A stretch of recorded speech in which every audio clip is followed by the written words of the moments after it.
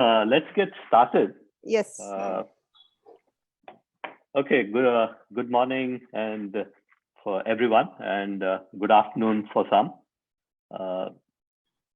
Thank you very much for joining us for this session on technology and cooperative. My name is Balasubramanian Iyer, and I am the Regional Director for the International Cooperative Alliance, Asia Pacific. We've started this webinar series to look at the role that cooperatives are playing post-COVID in terms of looking at what are the areas where we should be focusing on and trying to see how we can learn from each other's experience. And today we are looking at the issue of technology and cooperatives. The COVID-19 pandemic has disrupted the workplace in a seismic manner. The extended periods of lockdown, social and physical distancing, restriction on local movement and travel, postponement of events and activities are forcing organizations to rework their plan and look at changes in the way they can support their members and customers. One area where the shift is happening, in fact, accelerating, is in the adoption of technology and increasing use of the online space. This is an area where cooperatives need to expand in terms of service to their members. And today we are privileged to have experts from India, Indonesia, Iran, and Singapore who are strong proponents of technology and also advocates for cooperatives to be active in this digital space. So during this webinar, we will look at this range of experiences and see how some of these cooperatives who are already working in the digital space, how have they been impacted because of the COVID-19 pandemic, and how is it that they are trying to respond and looking ahead. And I would like to also thank ECOPIN, which is the premier institute in Indonesia, which looks at training and education focused on cooperatives. And they've been kind enough to share their platform with us. And we are using that to broadcast this webinar. So I'd like to begin by introducing our first speaker, Brian San. He's the Director, Career Agility Product Division, Strategy and Communication at NTUC LearningHub. Brian heads the Career Agility Product Division as well as the Strategy and Communication team. The Career Agility Division focuses on helping workers gain work and life skills that transform their lives, helping them to remain employable and to grow and improve themselves through lifelong learning. Brian is also responsible for developing longer-term strategies, growing NTUC LearningHub, brand presence, and managing media relations. Brian holds a Bachelor's of Honors degree in Philosophy, Politics and Economics from the University of Oxford, and an MBA from Harvard Business School. He'll be speaking, the title of his presentation is Technology and Cooperative, Lessons from Implementing Virtual Learning in Organizations. Brian, over to you. Right, thank you so much, Balu. Really glad to be here, and really warm welcome to everyone, and thank you for joining us. Let me just share my slide. Give me 1 sec. Okay, all good? Everyone can see, Balu, all good? Yes, we can, yes. Great, fantastic. So once again, good afternoon or morning, wherever you may be. As Balu mentioned, I'm Brian from NTUC LearningHub.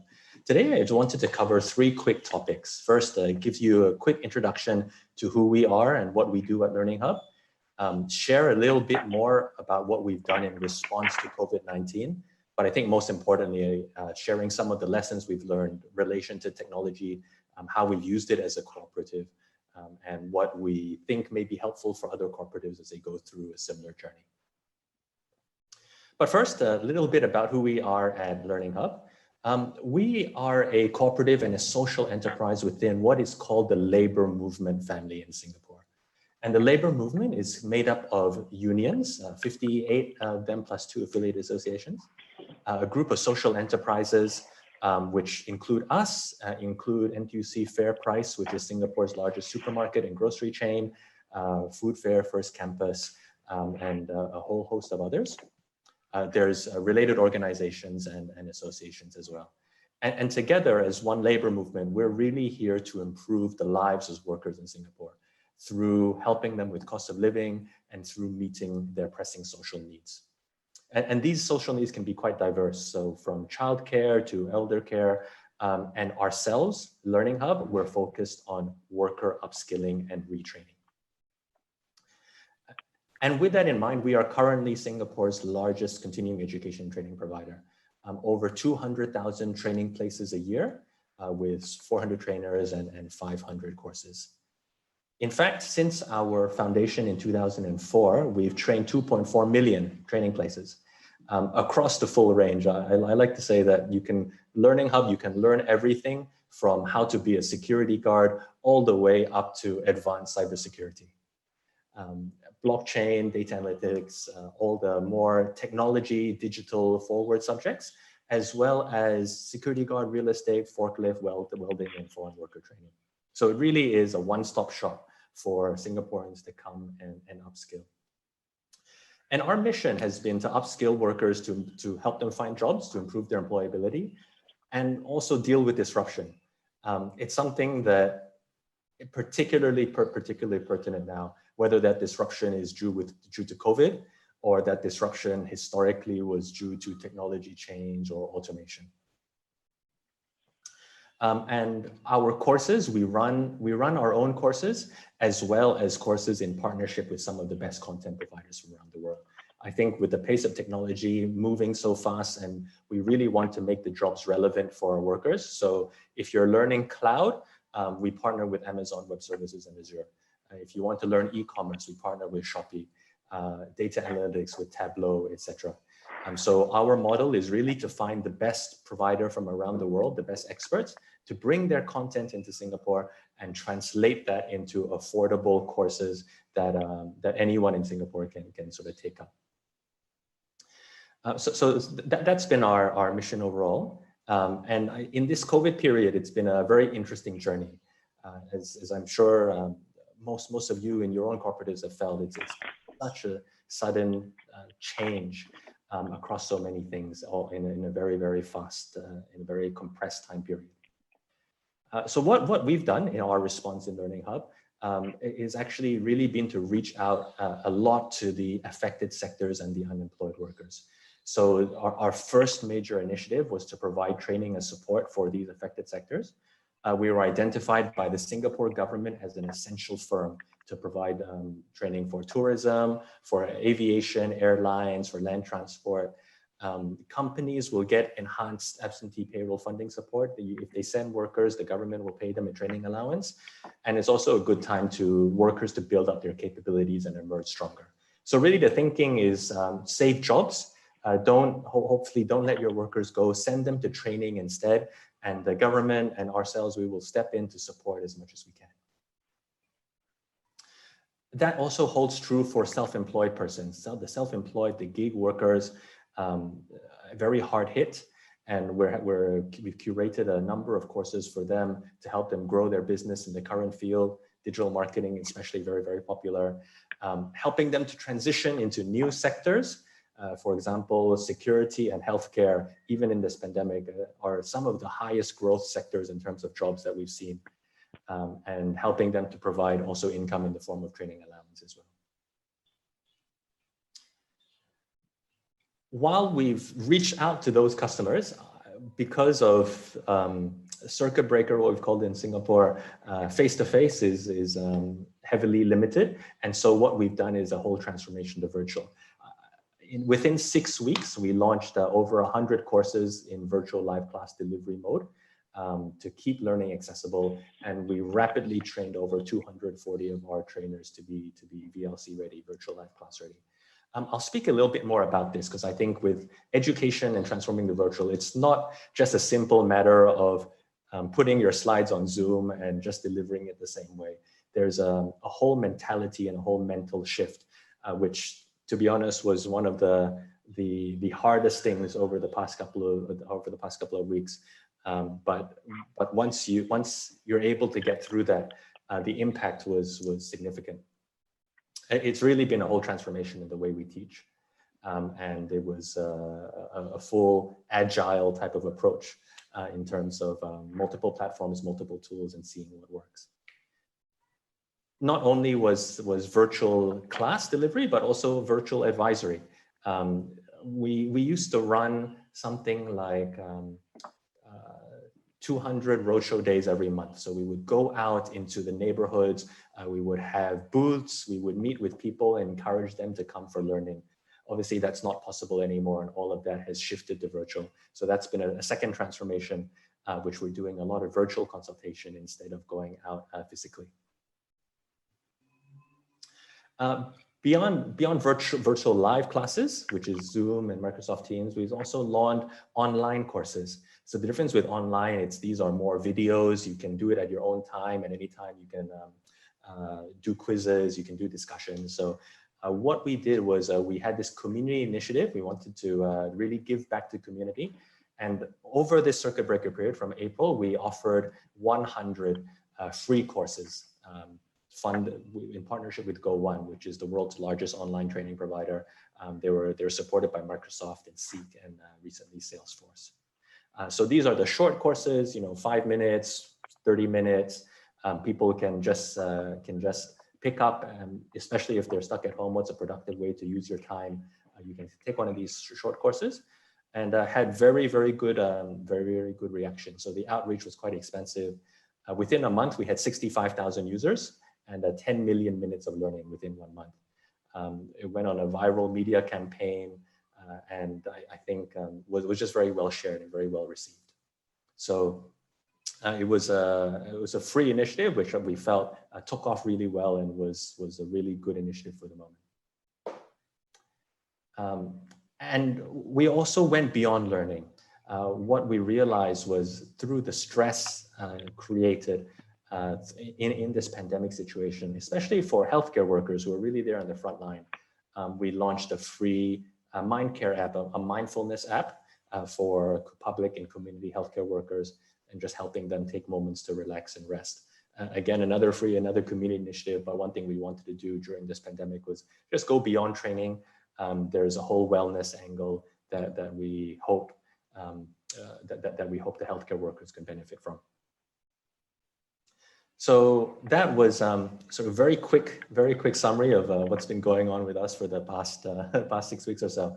But I wanted to spend most time here on this lessons learned part, because I don't know what you guys feel, but for me personally, I feel like 3 years of digital transformation has been squeezed into the last 6 weeks.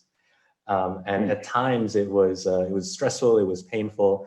But when we've gone through that, looking at how the organization has transformed, it's very, very rewarding. So what happened? I mean, I'm sure most of you would have seen this curve before. I call it the Kubler-Ross change curve. Go through the various stages of change, starting from shock to denial and frustration. Not able to dwell too long on those. I think depression, we definitely had a few feeling a bit down. But afterwards, that sense of experimentation and decision making and integrating them into new change, I would say where we are is we've probably just finished the experimentation phase. So many things were changed. We didn't know if they were the right approach, but it's a few things, as I've shared just now, have gone quite well, and I think we're able to consolidate and integrate moving forward, and hopefully it'll set a good way for us in this new normal that we're facing. So what our approach and what worked for us? I think being cooperatives, we have a very, very privileged position in that we maintain, sorry, there's a typo, it's maintaining our sense of mission and reminding the whole team, the whole staff, why they joined a cooperative rather than the other options that they had really was to serve the community. For us at LearningHub, that was quite important.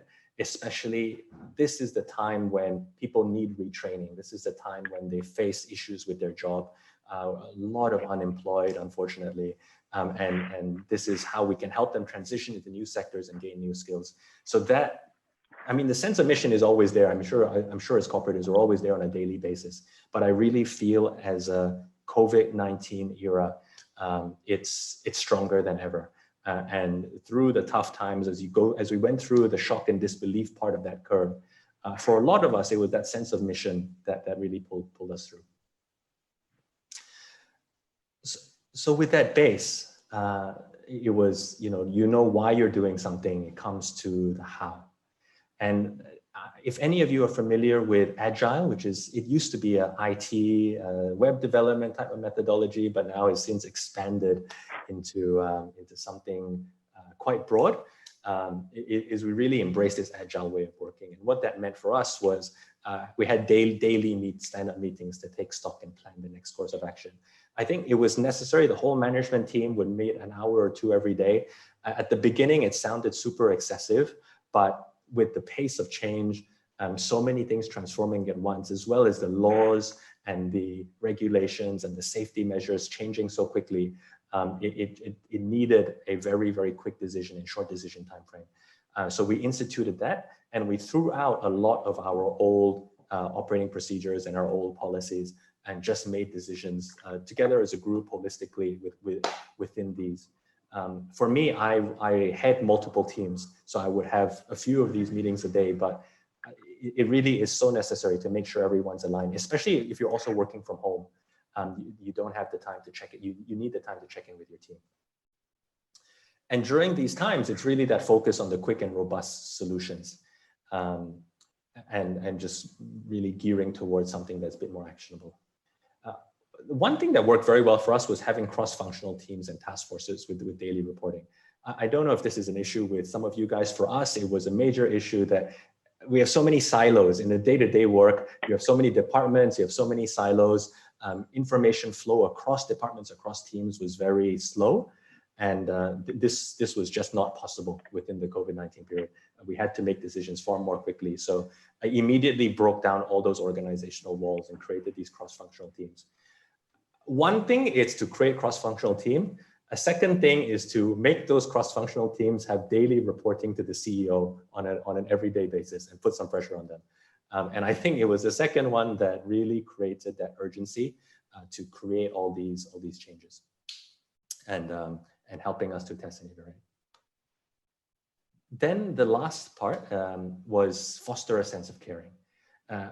It was this unprecedented event. And so many people had their lives sort of turned upside down. I mean, myself, I had a new baby on the way. My father has some health issues. All these are compounded in a COVID-19 era where you have every one of us have multiple roles in family, in our community, and for our friends. And all these roles, to me, it felt it was under stress at the same time.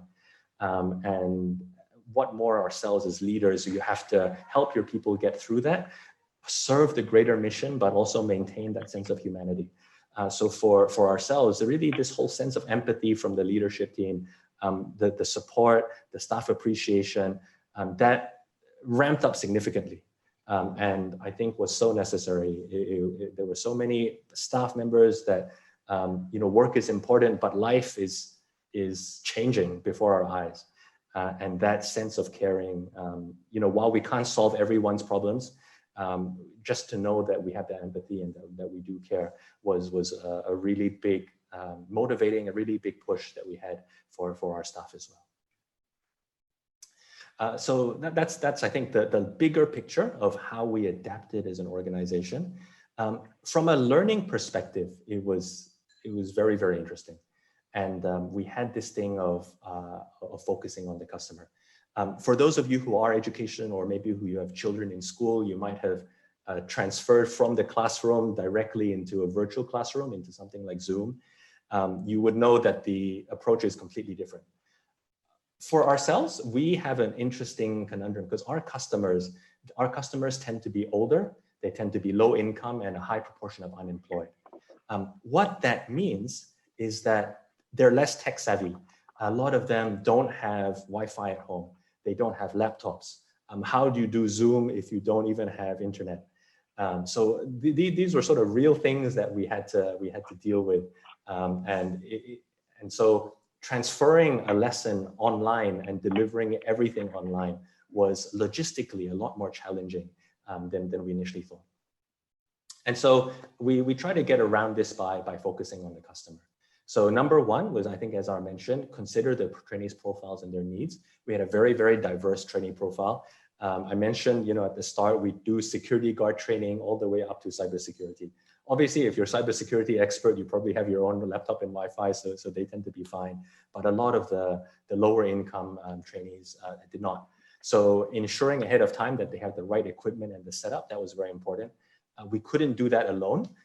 We worked together with their companies, their employers. We had partnerships, which we had to create partnerships with equipment rental companies to help people, get access to laptops. We had to have some safe spaces that people could come in at the early start to do some limited parts in person, just to help these learners through. So the diverse trainee profile was a really critical thing. The second thing was adapting the lesson formats for remote engagement. I'm sure one reason we're keeping this whole webinar to an hour and a half, 2 hours, is that it's very painful to sit in front of your desk for 8 hours a day and look at a Zoom screen for 8 hours a day. That's if you do a 3-day training, a 3-day workshop, the easy way is to just do that 8 hours a day in front of Zoom and you deliver everything. But that didn't work for the engagement. And so we had to make it a lot more interactive, had to have a lot more short breaks, have to encourage the physical movement. I think for various funding reasons, we couldn't change too much of the duration of the course, but you could change a lot as the experience of the course, making it a lot more interactive, making it more fun, and encouraging good rest periods in between. It becomes a physical as much as a virtual challenge in order to sort of maintain that attention span over such a long period of time. Then the fourth thing was explaining the new learning platform and the virtual classroom dynamics. One thing that if you have a live classroom, the teacher can see who's paying attention, who's sleeping, and they can call people out. They can observe, and there's so much you can get from the body language of the learners. I think for Zoom, at the moment I can only see 4 people on my screen, and the rest is the slides. The lecturer would have something similar unless they have multiple screens. It's hard to engage the whole class, focus on the slides, and look at the camera at the same time. So basic functions like class raising your hands, class chat rooms, even going around and asking for questions is a very different behavior that they had online. It's not better or worse, it's just different. And the training of how to conduct a good class virtually was something we had to ramp up very quickly, so to keep that exciting and interesting for the learners.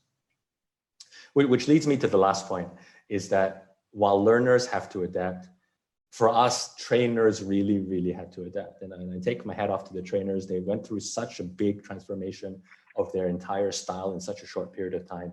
You can imagine a lot of our trainers been with us 20, 15 years, 10 years, same teaching style all the way through. And suddenly, within a 3-week period, completely change that style, make it virtual ready. It was undoubtedly, I think, a very big challenge.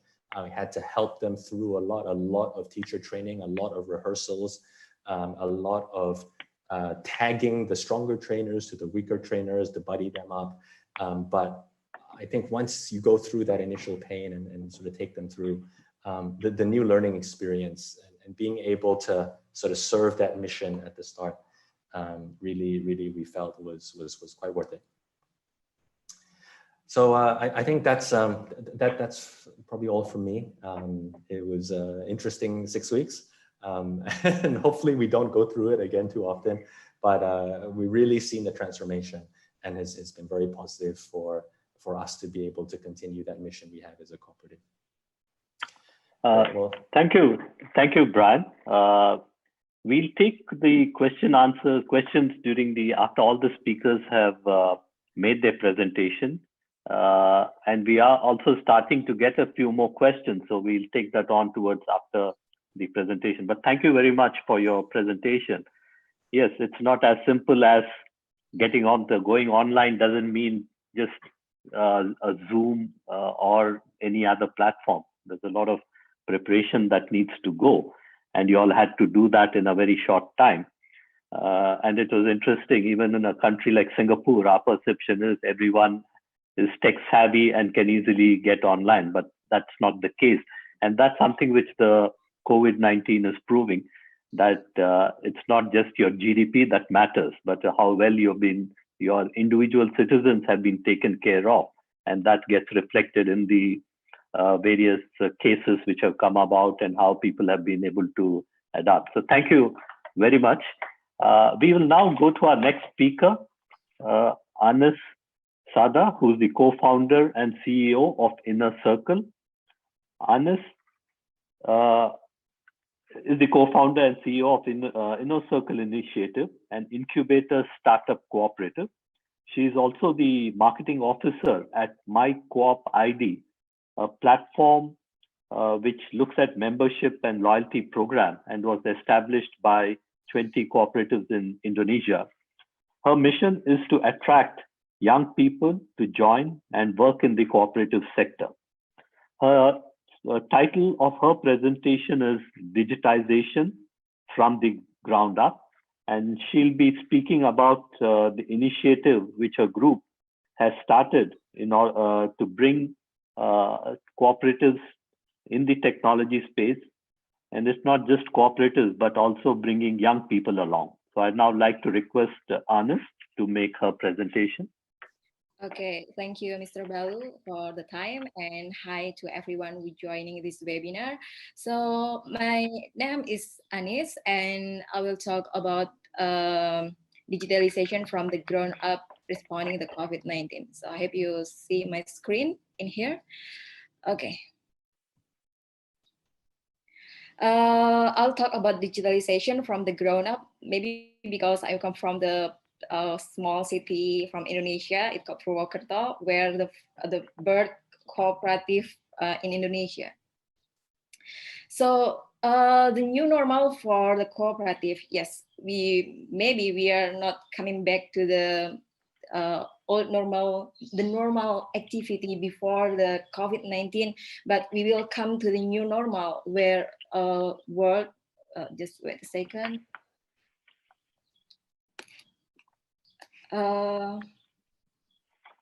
Technically problem in here.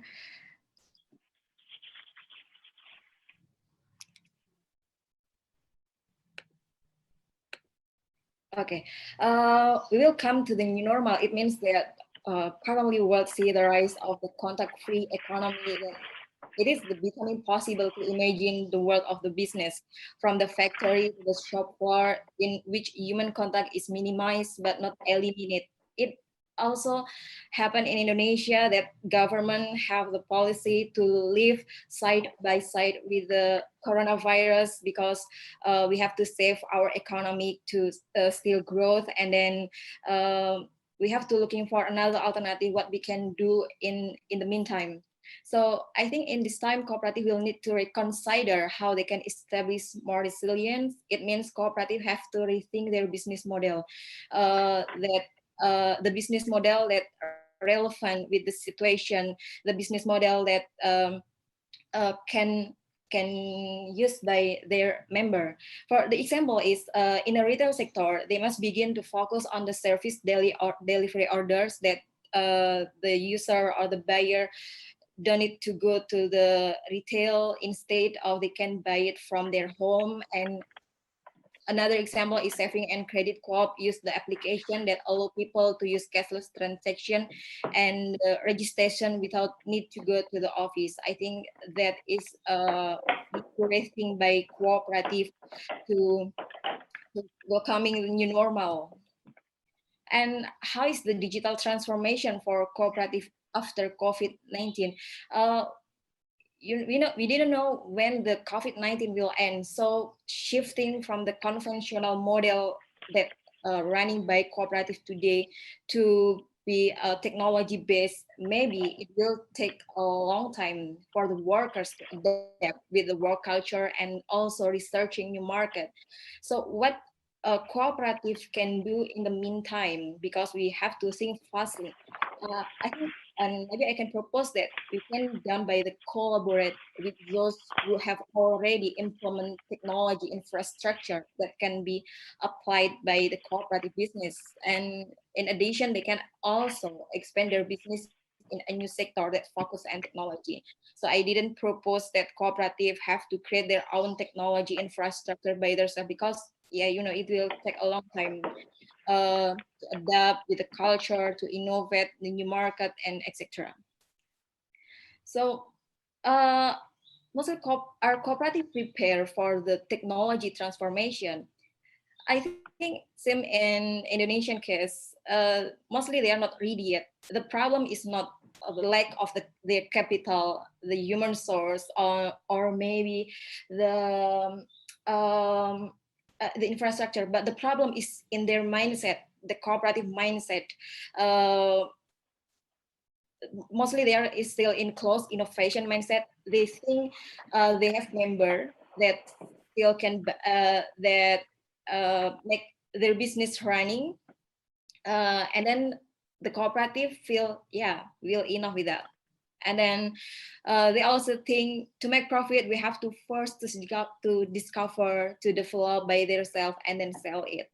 They wanted to be the first time to invent or something. And also when they think also when we became the first inventor, we will be the first to get the market. And another closed innovation mindset in the cooperative is they think to the more they create the best ideas, they think that they more will win the market. But what happened is we have to shift the cooperative mindset to more open. The reality is business can change very fast. Currently business offering more convenience, more efficiency, and cooperative can the member can abandon their cooperative if they think that the cooperative business is no longer relevant. That's the reality. And then they have to realize also that we have to collaborate with the external partner to see new opportunities in creating a market. And also with collaborating, it will save time, the money, and produce customer oriented. And then also they can, with this shift their mindset, they can optimize the internal and external collaboration. What happened is they will win the market. I think that's have to cooperative did in the meantime to open their mindset and to adapt the technology transformation. Okay, and then what platform work well for those cooperative with a limited tech literacy? And limited tech literacy, currently in Indonesia, more half of the population already connected with the internet, but tech literacy, yes, in the maybe in villages, they didn't know how to operate Gmail, and then how to use some of the online transaction. But what can be adaptive currently is online meeting platform, because it's very user friendly for the people who are still catchy. The way cooperative can organize variety online education, like I show the platform that very user friendly. It's like Zoom, Google Hangout, GoToMeeting, WebEx, and a lot of tools that I think that education platform is very user friendly to catchy person. I think that with the online education, cooperative can teach their member how to operate the new cooperative service that use technology, another technology that developed by the cooperative. I remember what Albert Einstein said, that we cannot solve our problem with the same thinking we used when we created them. It means it's funny thing that cooperative wanted to move to something different, but they still use how they work before the COVID-19. After this COVID-19, how they work, how the business model, they have totally to rethinking, and then to radically thinking to shift to the new way, or maybe to shift to the new model. Yeah, this is what I developed in a circle initiative.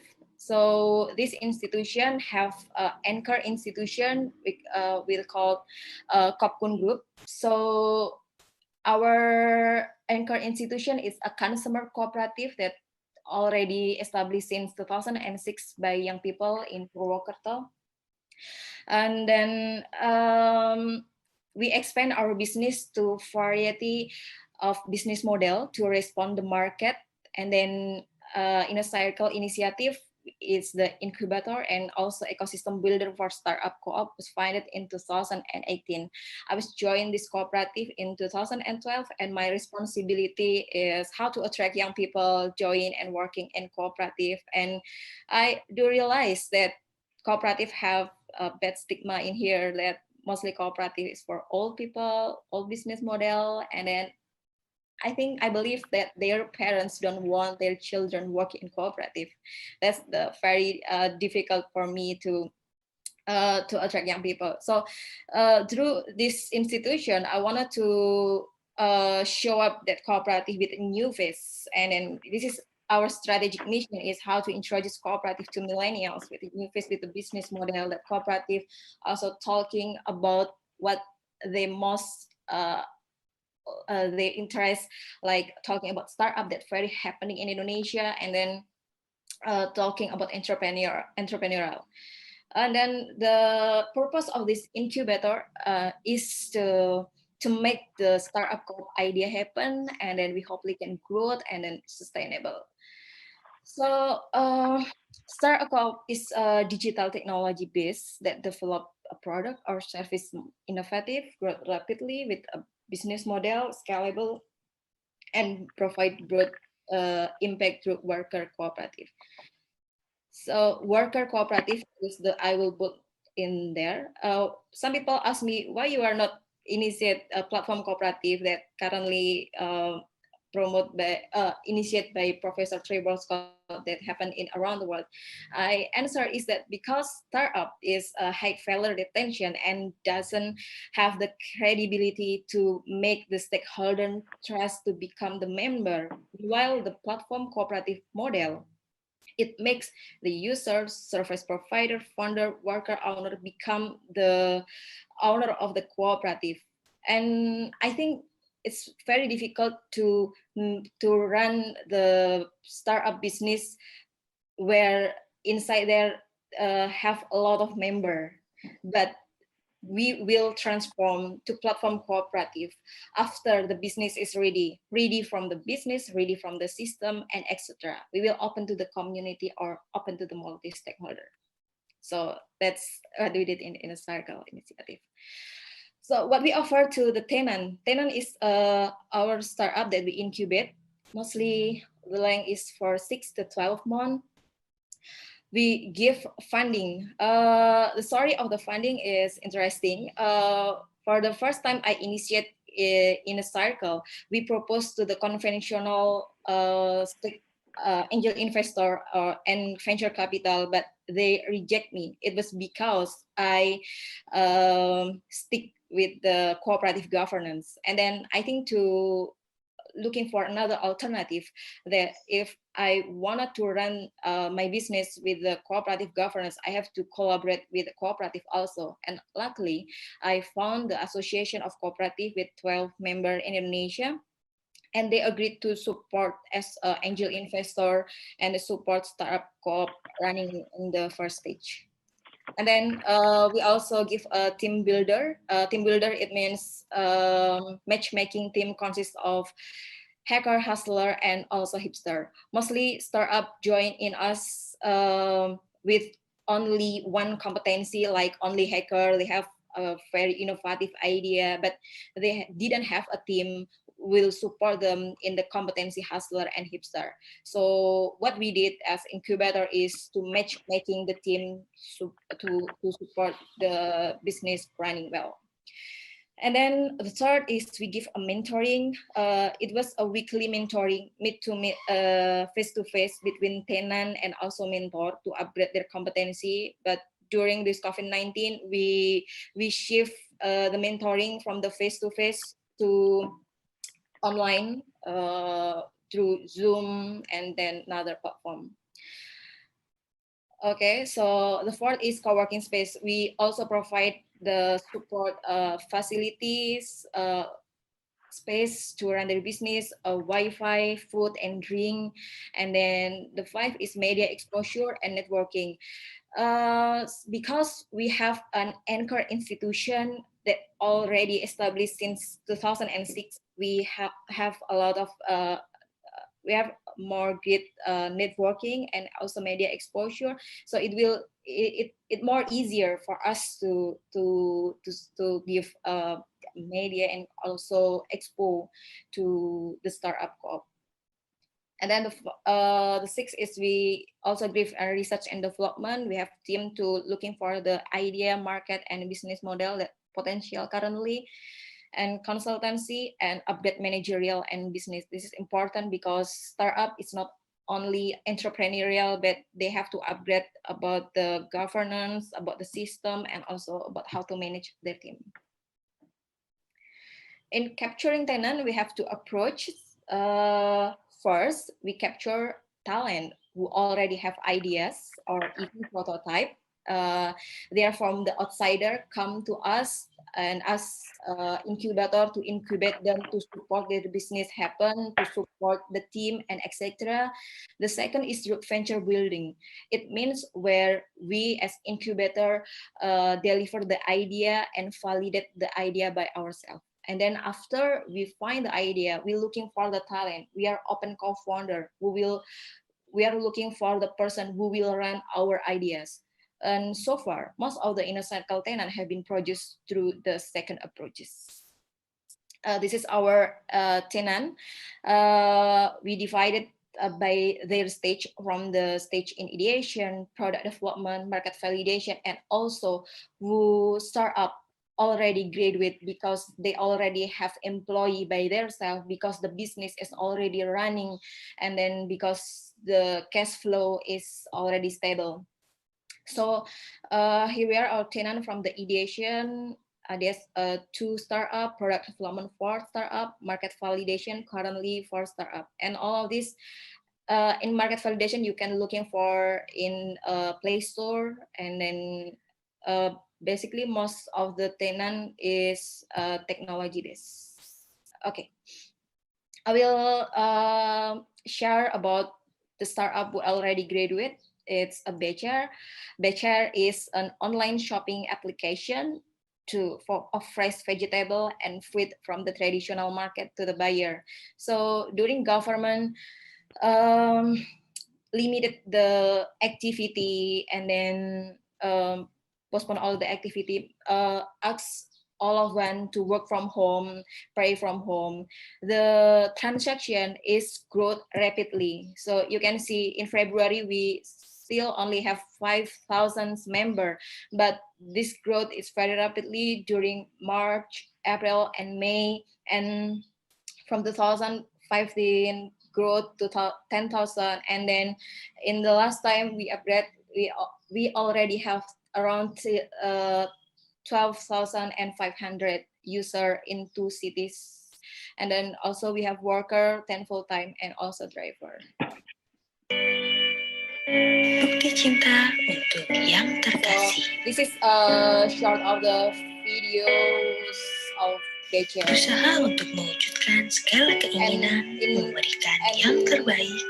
Now, in the meantime, this application is collaborate with the government and also Bank of Indonesia, and yeah, the citizen is very support because this is a local product, and then they are proud of this product because this is not from outside of the city, and then governor, and then also the politicians support this application in here.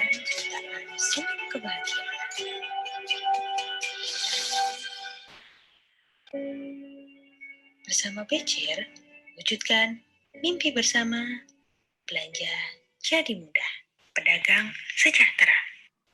Okay, that's thank you very much. It's my presentation. Thank you. Thank you, Anas. A quick question: is Persor registered as a cooperative, or how is it registered?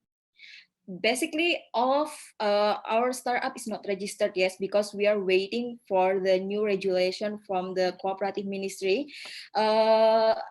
The good thing is Cooperative Ministry will have regulate that cooperative can establish by only 3% from 20%. So we are waiting this regulation, and then we will register to cooperative.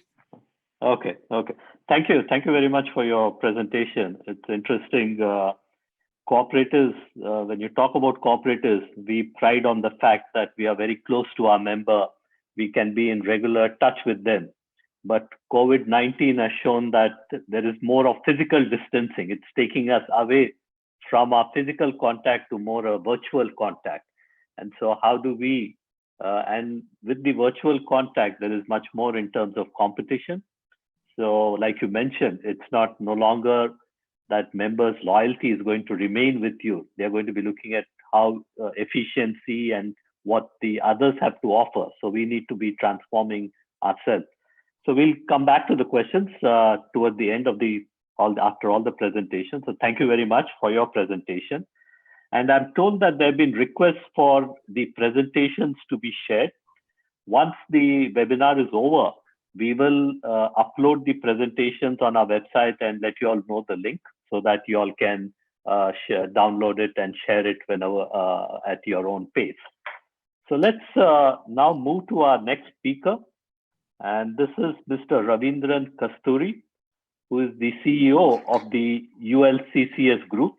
The ULCCS is the Uralunga Labour Contract Cooperative Society, a labor cooperative based in the southern state of India called Kerala. Mr. Ravindran took over the nearly century-old ULCCS group as Chief Executive Officer in August 2018. He unleashed a change and gave a global face to the organization. He brings in tremendous experience as Vice President and Director roles spanning over 23 years in IBM Corporation. He was Managing Director, Integrated Accounts spread over 16 countries. Mr. Ravindran holds a BTech from the Regional Engineering College, now it's called the National Institute of Technology in Calicut, and an ME from IISc in Bangalore. He also possesses an executive leadership certification from Cornell University and is certified PMP from PMI USA. He'll be speaking to us about the new world, digitization and technology transformation for cooperatives. Mr. Ravindran, the space is yours.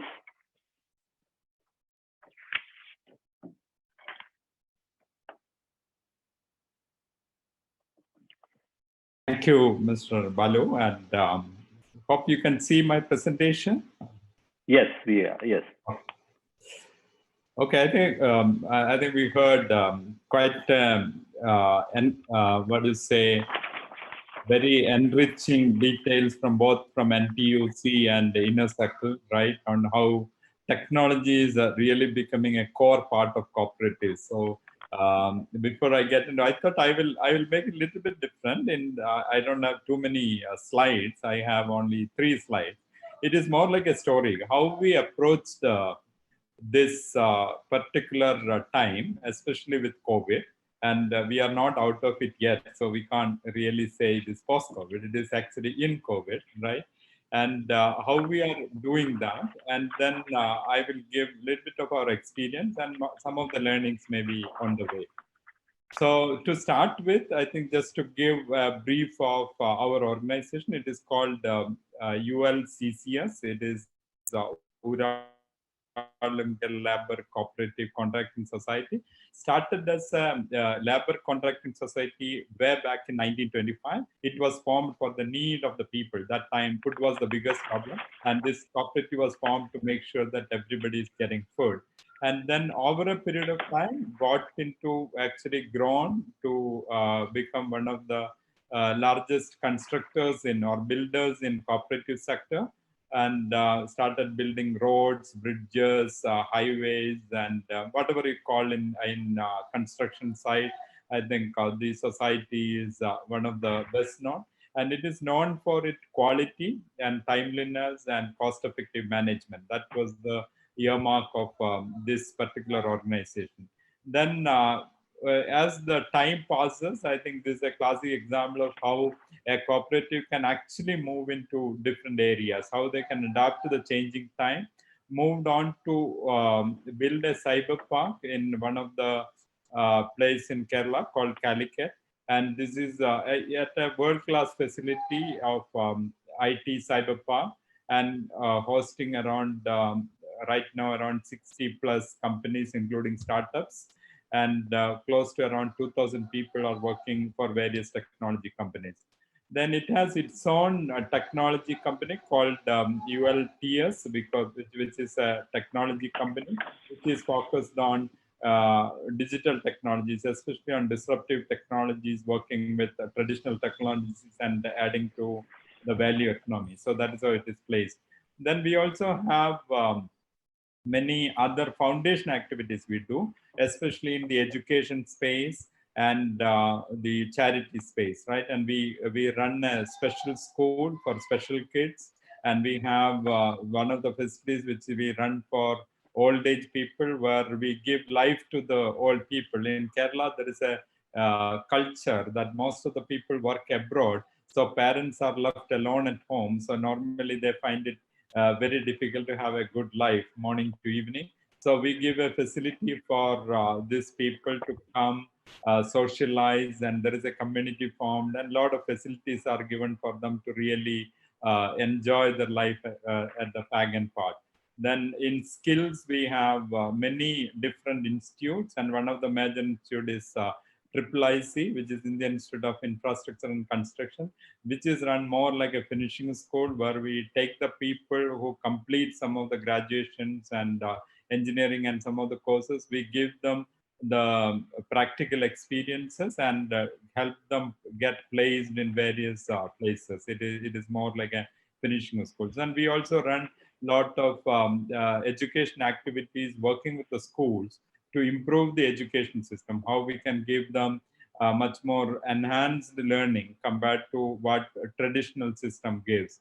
And as Mr. Brian was saying, how the online education or virtual education is changing the whole thing. I think those are some of the areas we work with these schools to make them adapt to some of the changing technologies and changing way of doing things.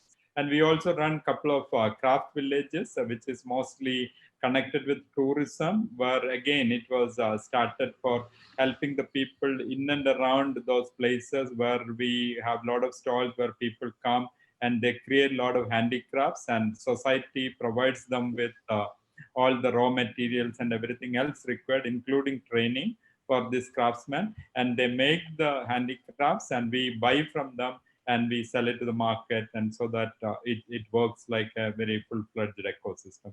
We are also into agriculture, and we also recently started housing, where we are building some of the apartments and some of the other things. So, and also lately we are getting into dairy space, and which will be ready in another couple of years' time, where we are just started the process. And we are building the facilities, and it should be ready in a couple of years' time. So if you can really see the society, it is almost touching across the population in whether you take the technology or construction industries or craft, agriculture, dairy, and so that way, and of a full-fledged society in real sense to help the people. And society's focus is fully on how to enhance and develop the people and really provide them a lot more job opportunities, so that their livelihood is completely taken care, and they are also able to really grow to their potential. So now that is about the society. Now coming to the pandemic, so immediately, like everybody else, it also got stuck to us. On a fine day, our Prime Minister declared that the country is going to be locked down for another many days, right? It was initially started with 3 weeks, and we had to stop almost all activities, right? And the immediate thing was how we will manage. We have, this is a 13,000 people organization. We had to face with close to around 5,000 migrant laborers who comes from various other states than from Kerala. And these people, when you get into lockdown, you all know the immediate reaction is, how can I get back to my place, right, my home, and with how can I reach to my people who are very close to me. And that was one of the immediate tasks we really faced with. So we had to make sure that these people are taken care and they are reaching. Whoever wanted to go back home, we provide them the facilities and everything else, right, and whatever is required for them. And in some of the places, we were still able to do some work. Some of the things are essential services, support, etc. So we made sure that those things we are able to do it and help the government to really get some of these essential services going. So government is faced with various challenges. Because one of the major thing was supply chain management. People has to be given food, right? And they don't have any system by which they can reach out to the people. So they don't know how much stock is there across the state to really provide the right food grain to the right people. So we got into action, we worked with the government, we developed some kind of an app for them to collect all this information. We also created a call center, which really helped to collect all this information, help the government to really manage the situation so that they know exactly what is the stock available. And if some district doesn't have enough stock, we were able to move across the district and manage that. That was another activities we were involved with. Then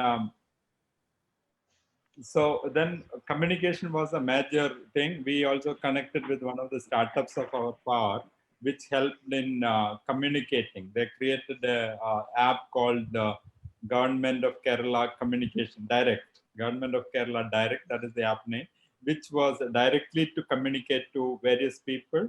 And then we were also involved in various cleaning, sanitizing activities of various places, right? And when the government was really hard stuck with money, and government, the CM relief fund was one of the major requirements. As a society, with whatever we could do, we contributed around 20 million Indian rupees to the government, the relief fund. And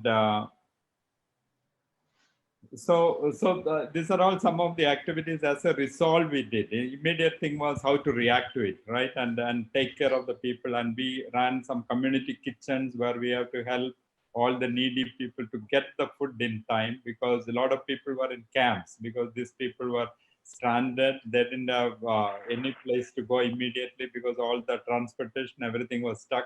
And they were supposed to stay at the place where they were staying. And so the society was involved in immediately reacting to the situation. That was the first thing we did. And when we were doing all these things as a management team, we all got together. And we also know we cannot be continuing with only reacting to the situation, right? We also started looking into how will be our situation, the cash flow management and various other things. So we also worked on that. And then we started working on returning to this thing, right? And how it will come. And as you all know, today nobody knows. The unpredictability and uncertainty is tremendous at this time, because even today we don't know when we are going to be saying we are a little bit normal, right? And as I think Brian and Anis was saying, and Balu was saying, it was all now virtual contact, right, and physical distancing. So that is going to be the way it is working. And in many of the areas where we work, it is completely new. And how we will make sure that we can still work with COVID. And that is the new activity we started with. Our planning is on now for assuming that we are going to work with COVID, right? Because it is not going to go away. very shortly, at least till we get the right medicine or right vaccine. Our understanding is it is going to continue. So the prediction is anything between 3 to 6 months or 9 months, depending on whom you discuss with. So there is a huge uncertainty, and with uncertainty comes this one new way of doing things and huge productivity loss. That is all part of this thing, and market is everybody is very cautious now, right? And the cash is almost like strapped because nothing is available. Everybody is looking at the government, looking various other agencies to get the cash. And supply chain, because especially our area is construction is one of the major component of ours, and to get the right material, right thing, the entire thing has to open up. Otherwise, it is going to be a much larger problem. So that way, I think overall you can say that the COVID has got us into a situation where, while after reaction, now how we will come back to normal. And right now, the way we are looking at this, it is actually, this is a huge opportunity. I think as Brian was saying, this as cooperative, we are very much on to people, and this is very much connected with the people, and we have to really see how to work with them. And since we know the needs of the people, and we always were working over almost a century, we understand how the people are going to react to this situation, how people are going to manage this situation. So that way, I think we are in a very good position to come out with something and identify the right opportunity for the people. And that is what we are really looking in the newer phase. And that is why this topic is very relevant, because now when we sat together for returning, one of the things we realized is now we suddenly got into a situation where we were having 13,000 workforce. Now suddenly we have to work with 8,000 people, but we have to produce everything same, right? And it is a huge task for us, and how we will do it. And our complete credibility was built on time delivery without any delay and within the cost. So the immediate the action we took is actually what are all the technologies we can really make use of to really move forward. And that is why this topic is becoming very relevant. And we thought this is going to be the case with most of the organization across the globe, maybe other than IT. But if you are in digital space, and quite possibly you are already on the job, whether you talk about online or whether you talk about some of the other digital activities, I think you are slightly ahead in this game because you are already virtual. But when you talk about the construction or some of the manufacturing or some of the other things, they haven't adapted to the technology as much as we would really think, right? And that way, specifically with the example of ULCCS, if you really see, as I said, labor shortage is a big challenge post-COVID, right? And that is actually creating a lot of opportunity on adapting to the technology, right? And how we can really get new technology in construction, new way of doing it. Maybe we are at developing countries, so a lot of the very good construction practices of the world is not really came in here. How we can get some of the very good technology companies from the world to partner with us and really help us really move this transformation. So we are right now thinking that is the way to move forward. And unless we do that, I think it is going to be extremely difficult to really get out of this phase, because and we are using this as an opportunity for making that kind of a transformation, because people are much more adaptable to it now. They understand, because almost 3 or 4 months back, if you ask somebody to get on to online and do something who are not used to, it would have been extremely difficult. But today they themselves come and ask us, okay, I want to do this. Is there a way I can do it online? So the situation is completely changed. So the people are very much now looking forward to how can I become virtual? What is it I can do so that I will be very much able to really work in new space? So that is another area we see that is a huge opportunity.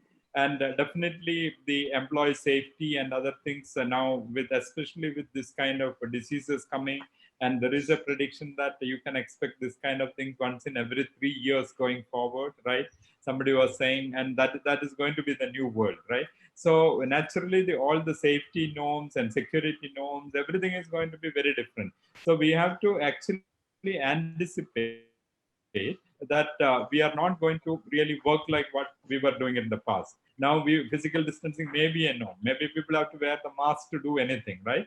And so all that is going to really come. And with that, how you will make sure that the safety and security of the people are taken care, and how you will get the same level of productivity like what you expect.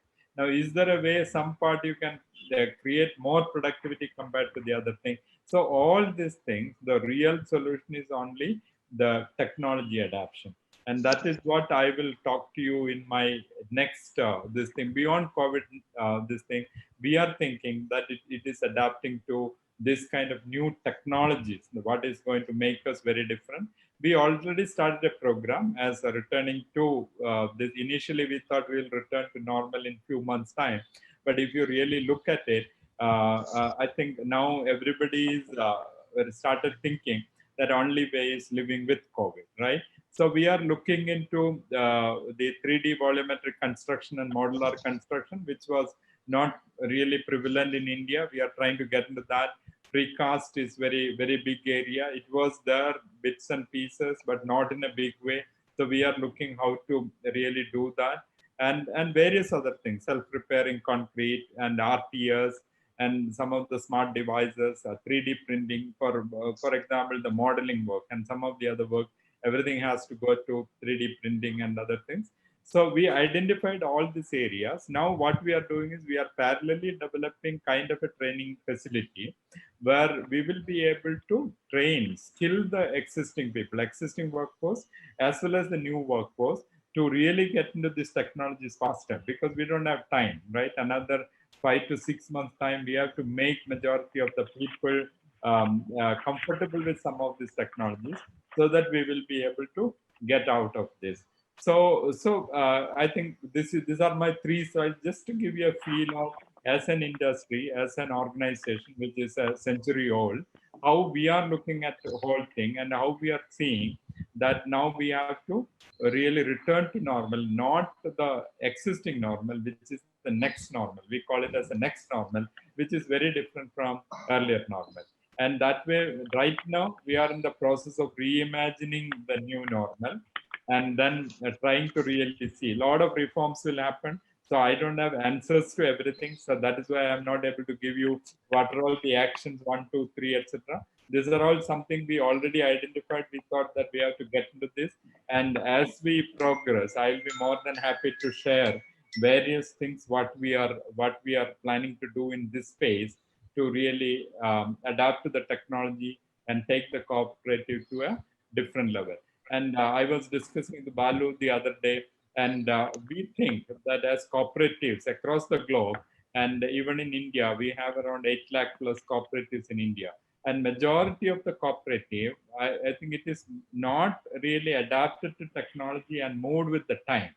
And this COVID-19 should really help them to reassess themselves and see what are all the things they can really do to really leapfrog to the new technologies much faster than what we were doing it in the past. And that is the only way I think cooperative can become much more relevant. And in this new world, I think cooperative is the way to go. I think you can see hundreds of organizations in cooperatives, but none of them is the kind of, you can't see kind of IBMs or Microsoft or Googles or something. But if you really see, if you can really create some very good cooperatives in this space, especially with the technology, I think we have a huge opportunity.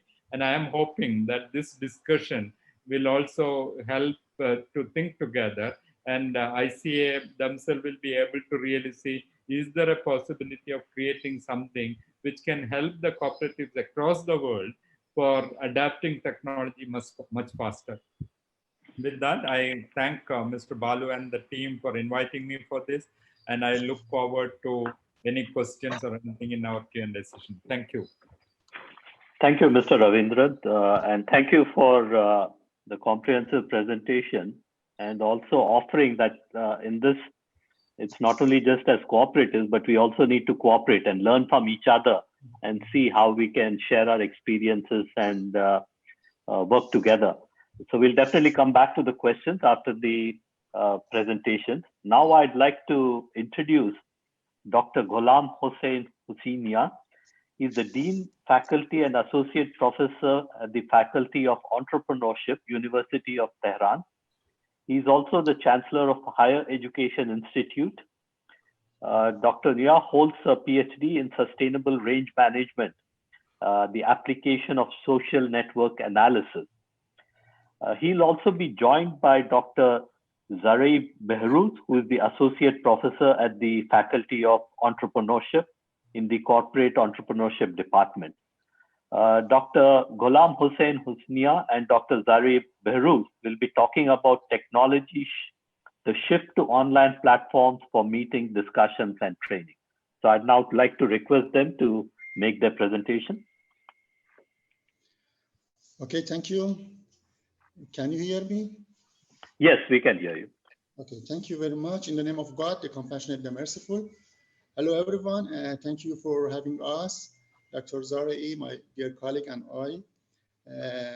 And also thank you, the ICA officials, especially Dr. Balu, for this valuable opportunity. Today, we are going to talk about e-technology in supply chain management for cooperatives as a main issue, and especially vital in post-coronavirus era for cooperatives. As you know, coronavirus is a global phenomenon, and cooperatives need to learn how to live and cope with it. And I think, of course, this is an important and it's a very wide-ranging issue, talking about supply chain management for cooperatives. And I think it requires one or more dedicated webinars, but in this short time, we are trying to talk about it very short. Adopting the e-learning lessons to the cooperative supply chains, especially giving an e-landscape in post-coronavirus area for cooperatives. You know, cooperatives and other SMEs around the world are being affected by and responding to the COVID-19 pandemic is in various ways, and with the spread of the COVID-19 and its economics and social impacts, the world is facing a time of unprecedented uncertainty. In the context of the devastating effects of the COVID-19 pandemic, cooperatives around the world are mobilizing to provide relief for their workers, members, and communities. And next slide, please. And of course, they have some emerging response. Cooperatives have some emerging response to tackle the problem about the coronavirus. For example, they trying to prepare workplace safe and also working conditions for workers, also support for customers and communities. But I think this is a short-term response, and we need to some mid-term and some long-term responses for cooperatives, especially with their supply chain management issue. For example, many challenges remains for the cooperatives, including internal operation management and also production innovation and broadening access to relevant information and also supply chain stabilization. So we think supply chain management for coronavirus in e-landscape is a good solution to tackle the problem and to help the cooperatives for survive in this era. And need for digital transformation in cooperatives also is a vital issue. So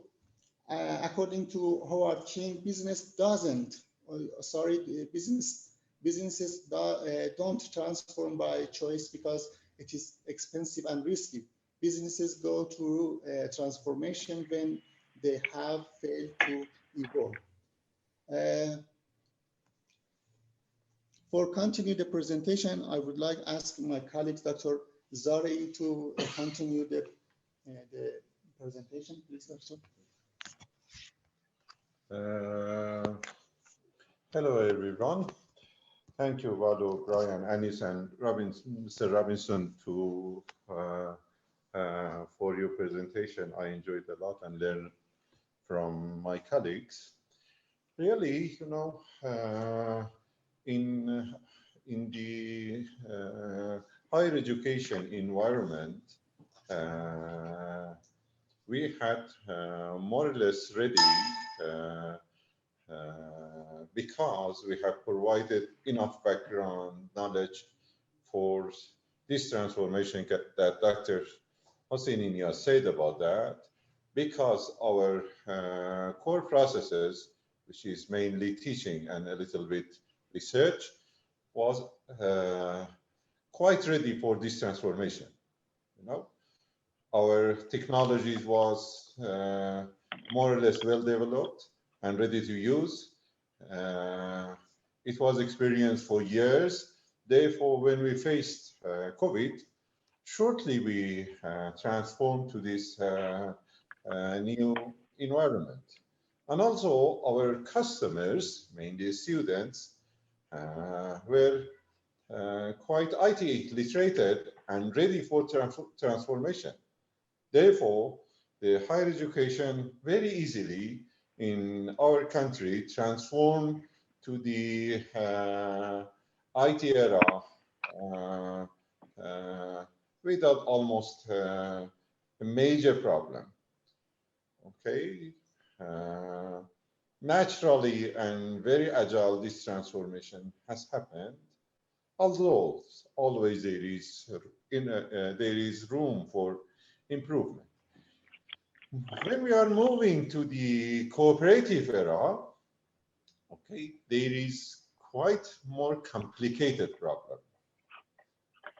As Mr. Robinson explained, there are silos in cooperations, you know. Either inside the cooperation itself, themselves, and also the relationship exists between cooperative that ultimately makes a value chain to deliver the product and services to the customer. Therefore, if you take a look at slide number 6, you can see the concept. When we are talking about this transformation, we are talking about a multi-layer transformation. Not that slide number 6. Yeah. In this slide, you can see that first of all, we need to update the cooperative strategy and goals according to the crisis that we are experiencing nowadays. Many corporations, including restaurants, tourist agencies, thousands of them are facing this challenge, and they need to think more in depth about how they are going to run their businesses.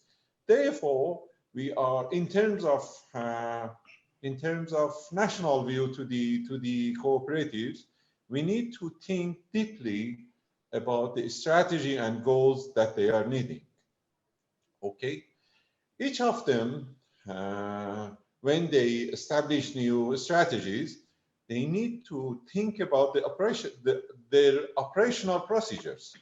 You know, it's not easy for a cooperative to easily change the current processes and procedure in the company, because mainly they have an established architecture. You know, Therefore, we need to help them to establish their new business architecture and also define new processes. You know, the process of servicing, giving service to the customer is quite different before COVID and after COVID. Quite apparently, we have seen a lot of experiences about that. And also, based on those design processes, they need to establish the required technologies to support their new processes, you know. And of course, based on that, they need to reorganize their databases and the way that they are sharing the data within their person, within their organization, and also between the organization and other participants in the value chain. In the next slide, you can take a look at some tools and functionalities that need to be cared about when this transformation is going to happen. You know, there are a wide range of technologies, including a business information system, electronic communication system, their pages, there's CRM solution, their accounting and financial procedures and softwares, their supply chain software and technology. Given the fact that many cooperatives in our country are small corporations that are not enabled to run such a huge transformation in the technology. Therefore, the government needs to help them to facilitate this procedure. We have some experiences that nowadays we are enjoying that. The first experience is that we are designing the IT system architecture for SME fund in the national level. We have a funding body in the country that supports the cooperatives and based on the evidence that nowadays we have received from the cooperatives, we work on designing a new information system architecture for SME funds because they are not convenient to go to the main cities to receive, to complete the application forms, for evaluation, for getting the fund and other activities that needed for funding the cooperative. And also we have the second experiences that we are redesigning whole processes that needed to facilitate the assignment of financial resources and also monitoring the processes virtually. Okay, as you can see in slide number just a second please, in number 8, we are experiencing a process innovation in this organization. We are introducing a new business model for the SME fund corporation, and also we have quite good, better customer experiences.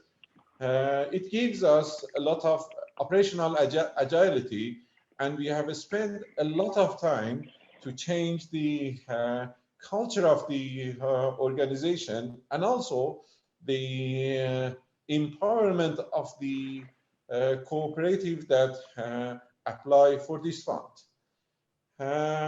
Therefore, we have developed a micro fund platform, okay, that small corporation that can go into that and apply for their required fund, and all the processes for analyzing their application is done automatically. Okay, it gives us a lot of lesson to learn. First of all, it helps us to learn how we should provide the solution in agile way for cooperative problems, and also we have learned how to adopt this technology for small corporations. Okay, if you take a look at the next slide, slide number 9, which is coming from the literature, okay, we have seen quite good evidences that this new platform create value for our customers and improves efficiency.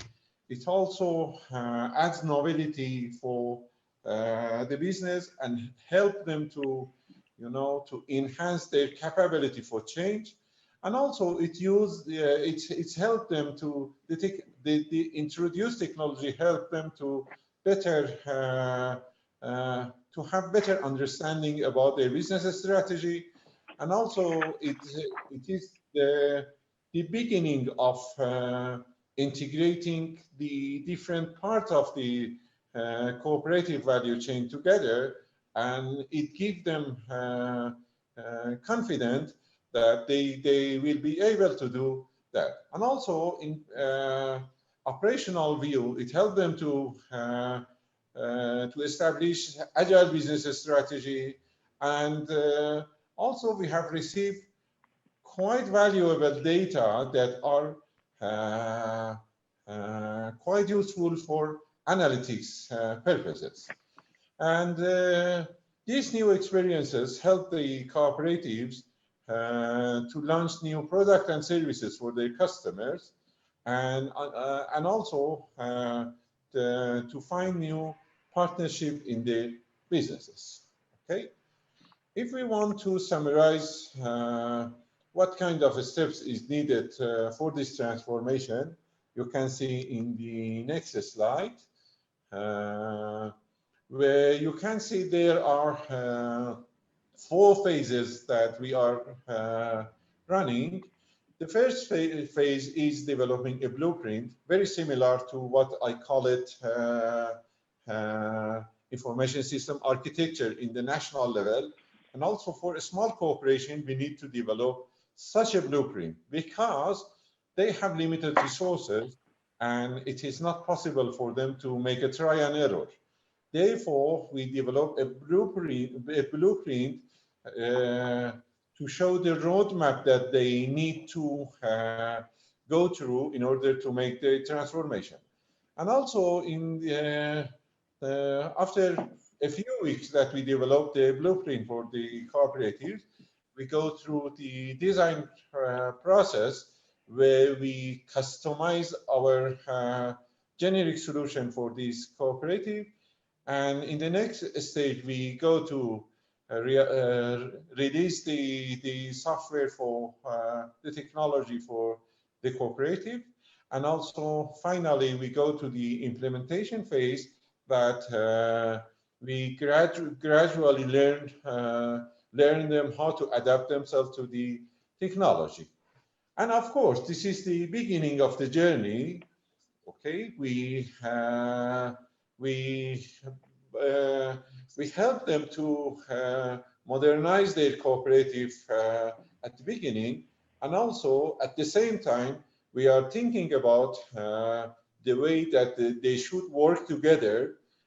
Here we are talking about the new, if you take a look at the next slide, here we are talking about more integrating the companies together and making more intense network by creating new e-marketplaces, new e-procurement systems, and providing the platform for sharing manpower, machineries, financial resources, and other elementaries of their businesses. Therefore, there are Dr. Balu, there are really extensive knowledge and learning happening in different parts of the world and in different areas of businesses. Therefore, we propose in slide number 13 we propose something, we call it best practice network in the next one, 13. Because we see vast experiences in different sectors and different countries, and we believe that these experiences should be identified and evaluated, and in a more formal way, they should be extracted. And we welcome establishing a network, let's call it cooperative business, cooperative best practice network for sharing this knowledge, as we learn today a lot from other colleagues. And also we are ready to participate in forming the CBPN for creating a better future for our cooperative and also the cooperative of other regions that are involved. In the next slide, you can take a look at the critical issues for this transformation. Today, we had a lot of discussion about how to improve and make the learning in depth for cooperative, and also help them to generate new and innovative information technology solution, and also gradually go to the very old story of working together and avoiding isolation of the cooperatives, and this COVID era helps us to enforce them that they cannot work individually. They should work more integrated together in order to provide better product and services. And also it helps us a lot to provide solutions for tracking purposes that nowadays the cooperative customer are taking care, and it's getting more important issue than before. And also these companies need to learn how to manage the uncertainty within the corporations.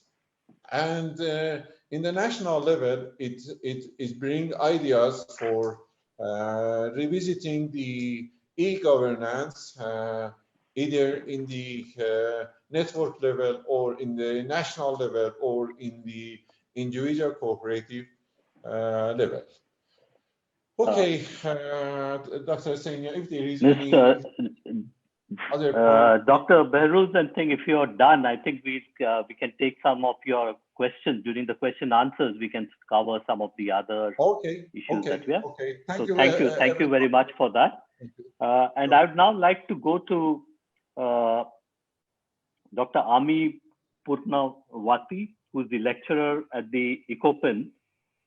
She will briefly talk about ECOPIN and how they are transforming in the education space. Yeah. Okay. Thank you, sir. Can you hear me? Hopefully everyone can me. hear me. Yes, we can. Okay. Yeah. Good. Good afternoon, ladies and gentlemen. First, of course, I would like to thank to ICA for giving the great opportunity to ECOPIN, the Indonesian Institute of Cooperative Management, and listening and watching the previous presenters. It's really beneficial for us, especially because ECOPIN is the institution who educate the human resources for cooperative.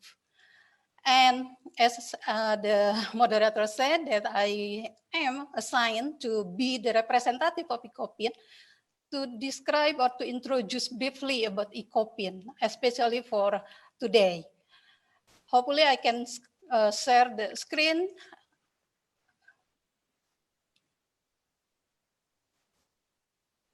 Here is our campus. We call it ECOPIN, Indonesia Institute of Cooperative Management. Actually, ECOPIN is the state university I'm so sorry, I just want to say that it is the private university owned by the Foundation of Cooperative Education. And we also part of the cooperative movement, we call it the COPIN. In our programs, we have to carry out the 3 pillars of higher education. We have to conduct education, research, as well as the community service.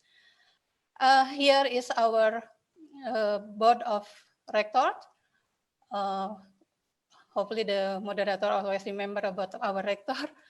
And actually just want to say that our vision is to be a reliable and strong institution for educating and enhancing the capacity of co-op cadres and also top entrepreneurs to face global economic competition. Based on the vision, we have also submission, but we have the tagline, ICOPIN is the right business school for Indonesia, due to about the characteristic of Indonesia society, due to about the cooperative spirit where we have to share for something and economic sharing. Education pillar, here ICOPIN have 4 programs for diploma, undergraduate, and then postgraduate, and this one, the previous program, apprenticeship, this become the milestone when the online program continue. We have 4 major for business management, and then management, accounting, and also Islamic economy. Here is the learning process as usual. We have actually 2,400 students for all programs. They have to finish the subject in certain credit until they graduate following the comprehensive examination after they are conducting the research proposal seminar. Okay, we have also, this is the second pillars. It is about the research and the community service. We have some activities to be involved with cooperatives and then micro business and small business and also the medium business. But community service, we conduct some training and then socialization and extension, designing accounting application program. This is online system. Technical guidance, business consulting, and shortcut course. And also this is for the what we call the area of Southeast Asia, I mean. ICOPIN also have the business incubator. Since 1996, ICOPIN pioneered for help the new entrepreneurs to grow by providing targeted business support and resources. Perhaps this is have in line with the ANIS program. For partnership, yes, we can call the partnership of ICOPIN, we call it as ABCGM, or we call it that we are in touch with academic, business, community, government, and media. This is interesting. When we are in the pandemic, there are some changes, especially for the policies and media. But before continue to that, just allow me to describe how the education system process when the pandemic came. Actually, the online or the long distance learning program started when we have the internship program, when the students of ICOPIN could have the program in Japan for 2 years and doing something relating to the business.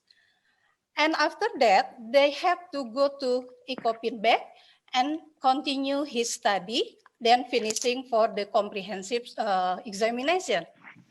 Not to missing their time to study about the curriculum that we provide, then ICOPIN provide the long distance program. However, frankly to speak, that it is not quite effective due to some reason. Japan and Indonesia, of course, has the legs of time. And then also when we have to compare to the situation of the student when we have already worked in Japan, they also have to work overtime. So this education program is not quite good. But some of them, yes, finish the study and become the bachelor of ICOPIN. And then I just want to say that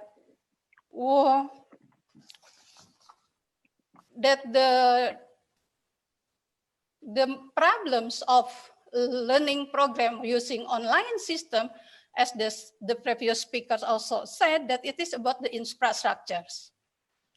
But especially for ICOPIN, I just to say that some of our students live in some remote area that it is not easy to get the infrastructure of internet. So it is the problem. And I just want to say also that the weakness of the long distance lesson is what we call that the student could not learn practically in our laboratory. While our lessons, there are so many practical classes. So for today, they have to stop it and they just learn online only for some theoretical, and sometimes we use the practical class very limited. And I just want to say again that most of the students who are active in organization cannot be involved again in the organization, so that it's make their activities quite couldn't improve more for this session, especially also for the extracurricular ones. However, in 2017, actually, our cooperative movement conducted the third cooperative congress.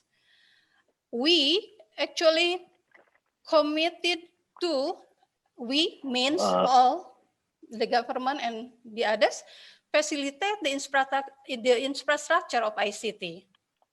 And we have to upgrade cooperative human resources, both formally and informally, design business and level cooperative-based curricula and models, require and facilitate certified cooperative boards, supervisor and managers, and required standardized modern management system of cooperative business in facilitating inter-cooperative business integration.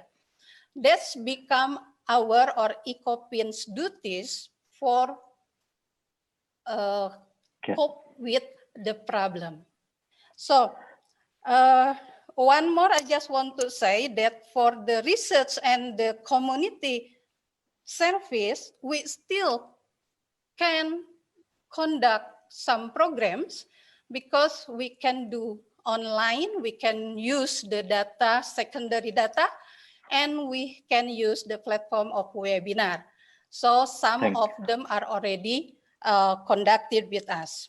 And for the last, I just want to say that indeed technology improve our lives, but still I think that we cannot live in the cyber society only.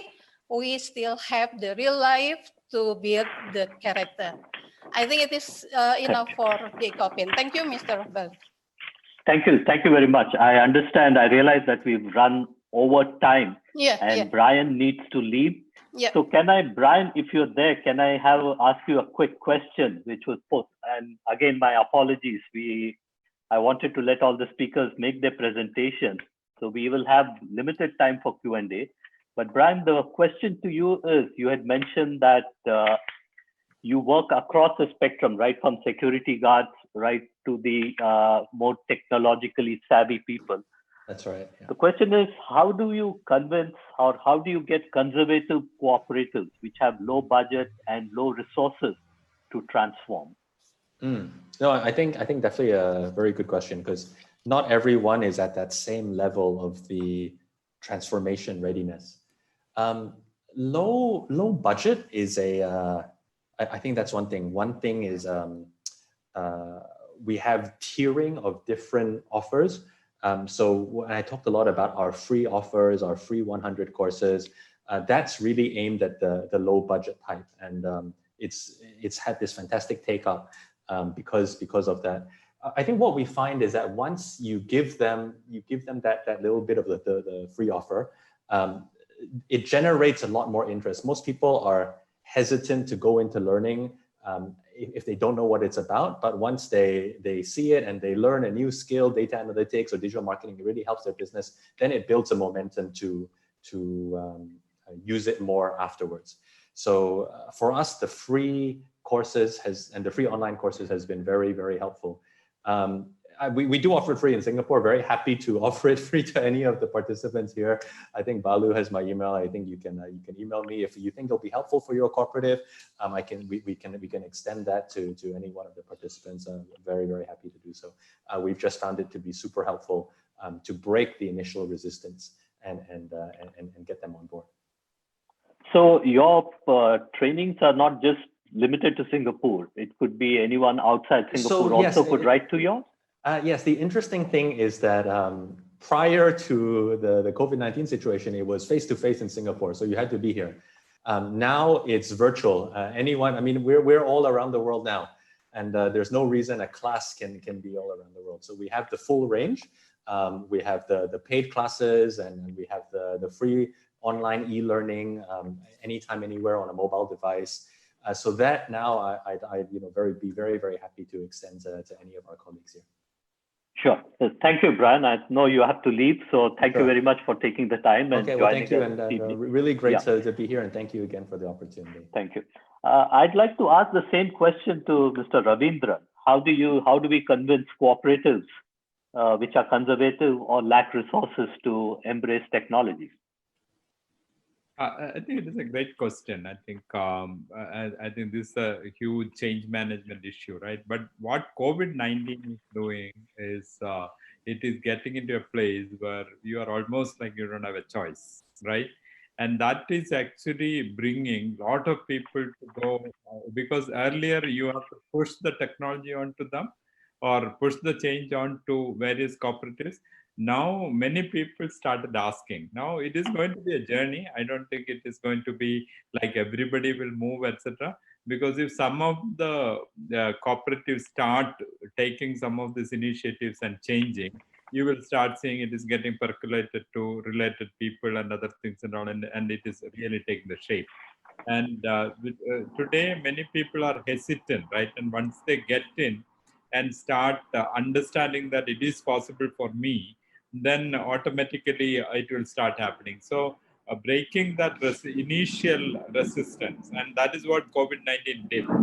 So that way I am becoming much more positive now. It is going to be this thing, but we have to continue the momentum. For example, in our own company, we never used to have any online meetings, right? Especially the construction side or other areas. And today, everybody is comfortable. I used to travel almost 12 hours to have a 1 hour meeting, right? And now it has become like, now they themselves started saying that, okay, next time onwards, you need not have to travel. Maybe we can do this unless we have something else to do, right? So things are changing. COVID-19 is definitely becoming a trigger for that. Now we have to capitalize on this. We should not lose this momentum. That is the important part. Okay, thank you. And the next question is to Anas. The question is, does InnoCircle assist the startup cooperative from the beginning until it has been established? So the question is, where do you all come in? Do you just do at the beginning, or do you also fund and take them through the different stages? So we incubate with the two approaches I've explained in my presentation. And the first approaches that startup come to us that already have the prototype, the idea, and also the business. They asking us to incubate them. to develop their business. And then the second approach is that we as incubator will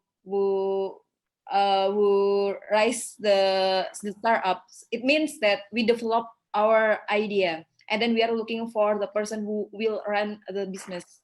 So that is the stepping of how we incubate the startup. Okay.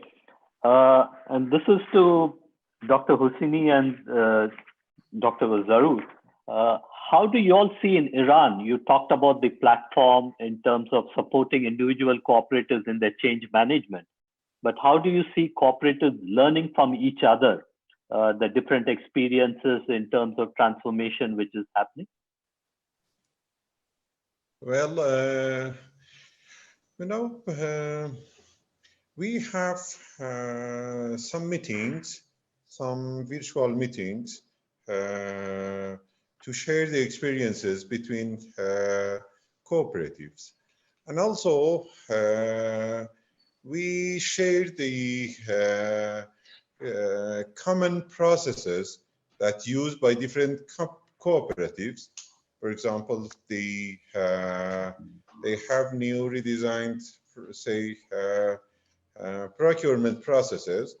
We share the document between different cooperatives to learn from each other and to learn how the best practices is working in the other cooperatives. And also there are different meetings for experts in different sectors to learn from each other on how to transform their organization. Dr. Senia, is there any other comment? Yes, thank you very much. Fortunately, in Iran, we try to make a virtual marketplace for cooperatives, and also during the supply chain management project, especially in e-supply chain management, we try to connect the cooperatives together. And fortunately, the e-supply chain management as a main issue for ICC. The ICC has a project, common project with the University of Tehran for designing a electronic supply chain management. And in this platform, we hope to prepare a good place for connecting the cooperatives to each other. Okay, thank you. I think in the interest of time, I'll just ask this final question to each of our speakers.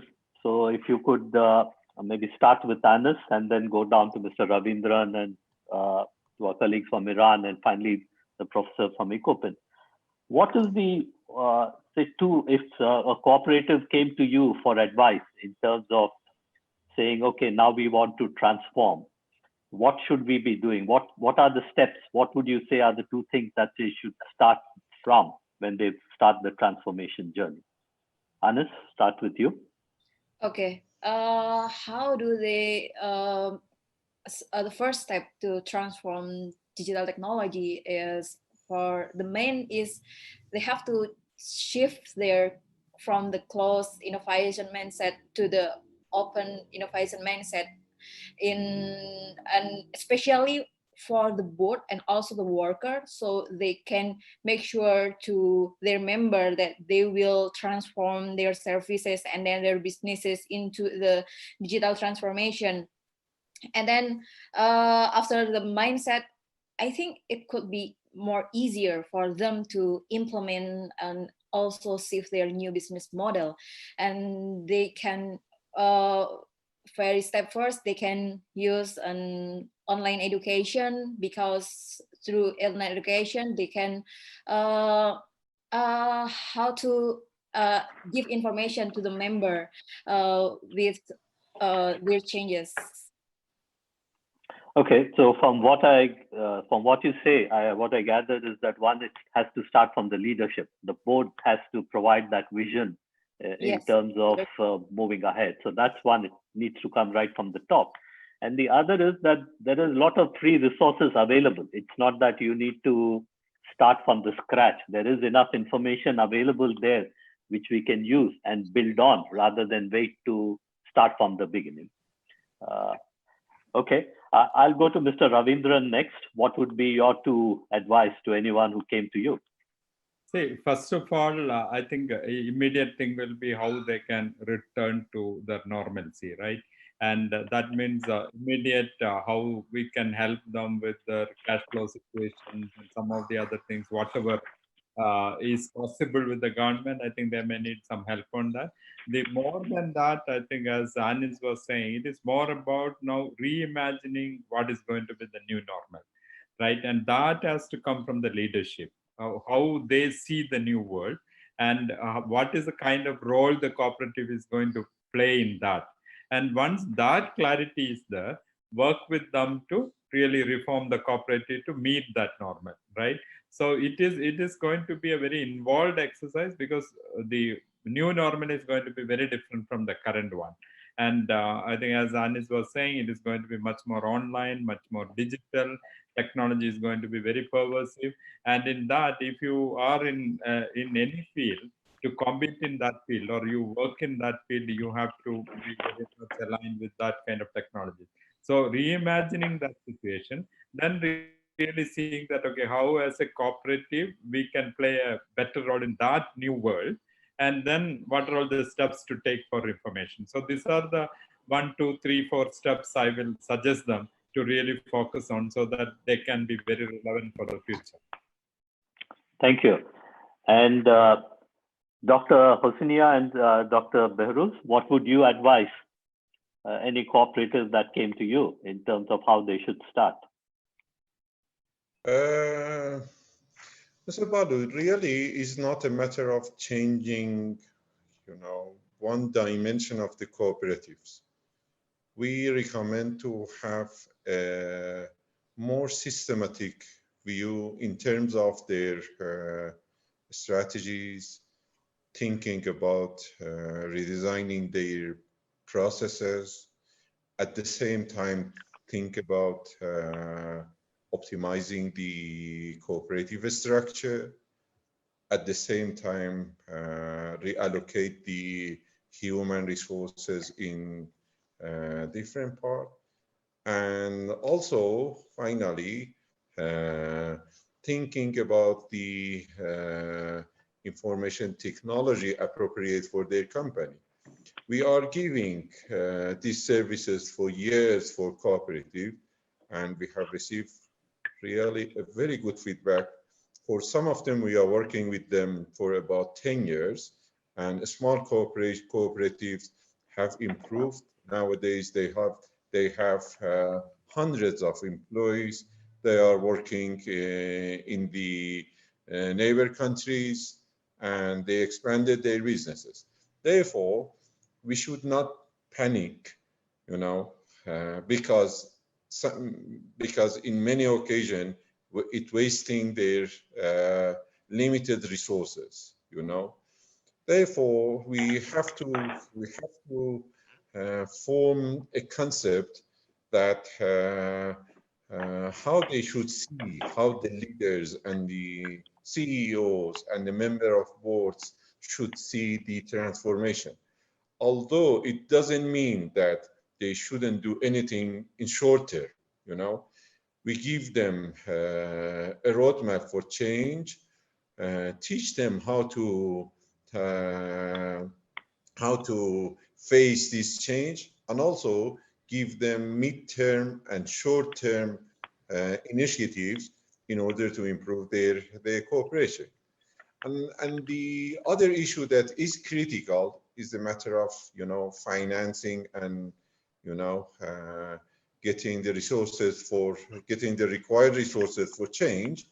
We have introduced new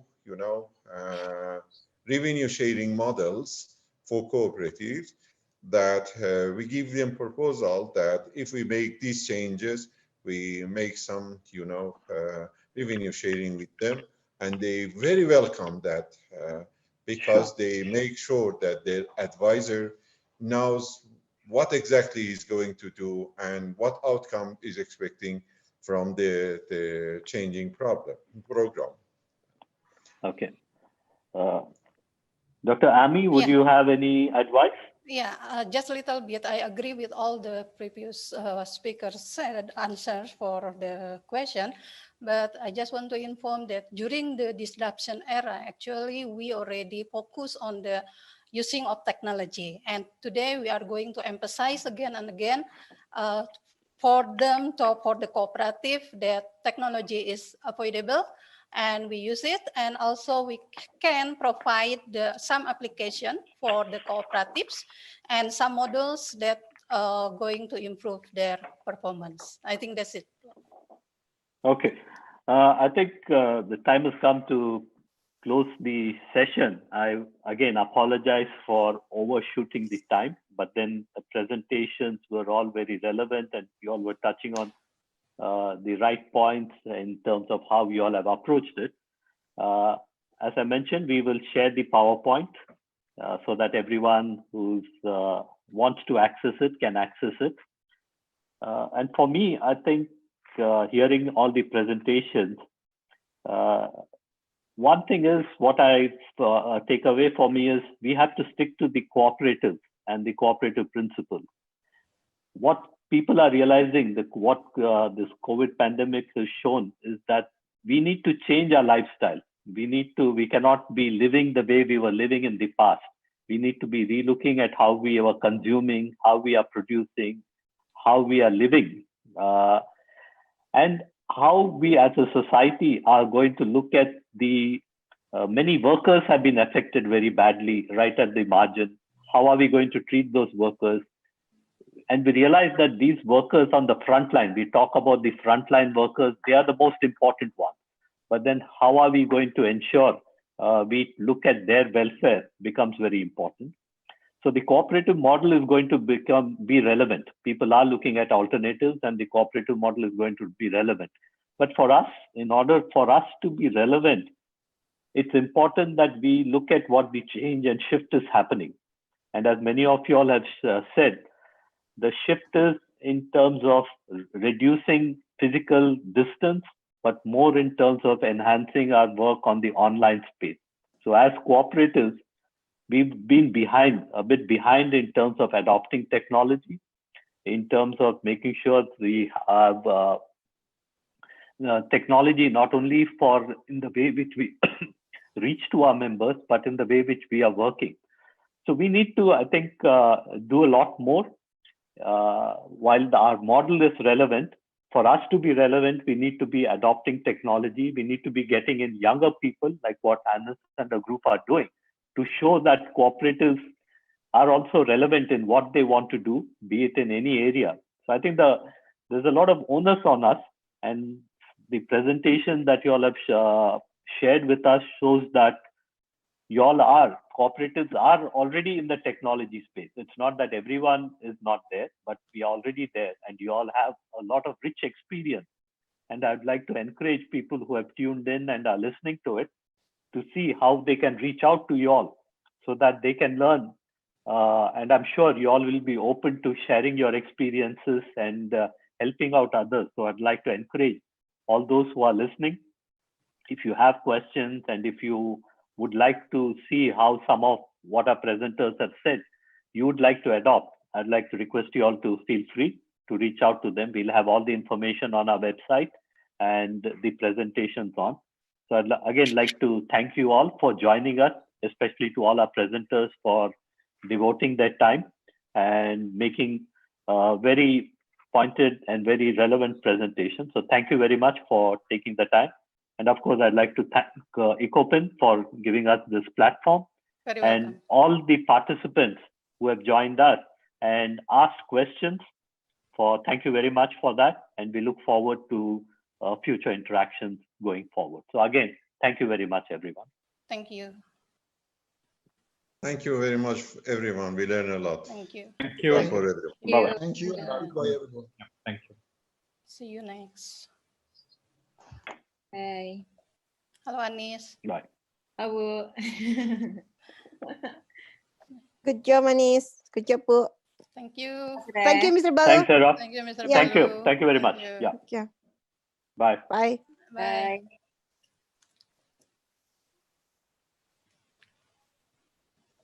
Daerah. Ya, Bu. Kasih, Bu. Thank you.